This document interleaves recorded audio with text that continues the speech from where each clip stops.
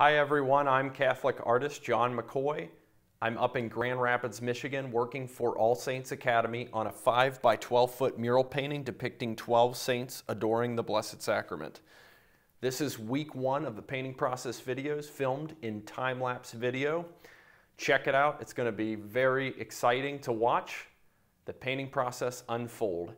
Be sure to subscribe to the channel for more content from me. Thanks for watching the video.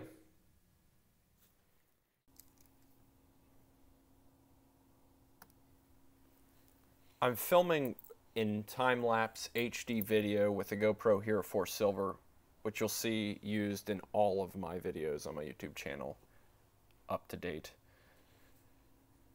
I am shooting in time-lapse mode, and the camera is taking a frame every 5 seconds. So a lot of time elapses. You can even see right there, like the lighting outside changes.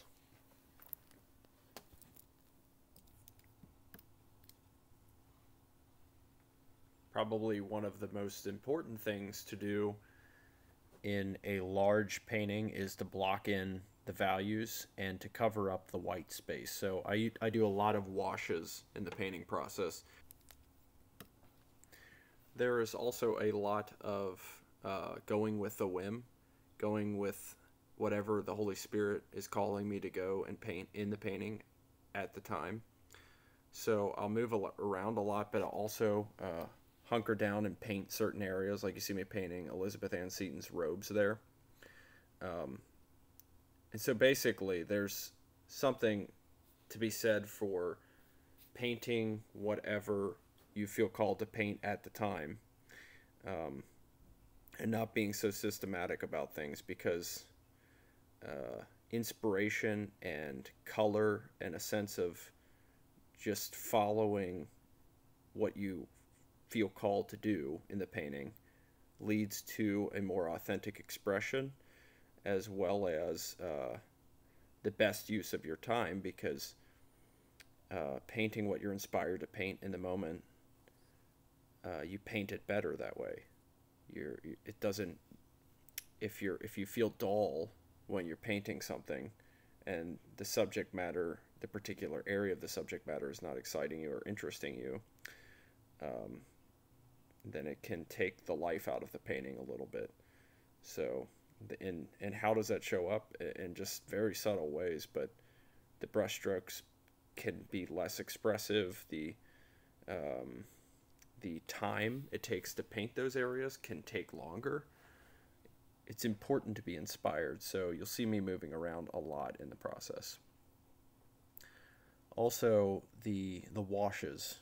I did so many washes in this process because I could do sort of a subtractive method by taking in a sense, adding light to the overall darkness.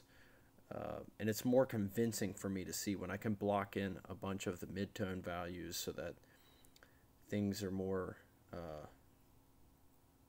realistic, basically, because most of the values in an image like this are going to be mid-tone values with a few peaks in the light and in the dark direction.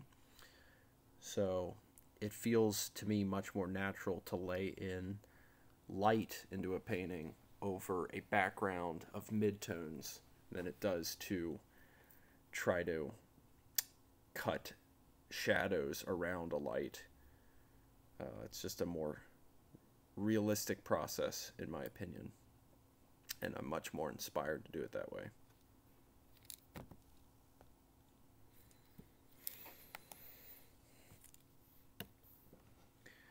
Also, a little note on the light that you see there.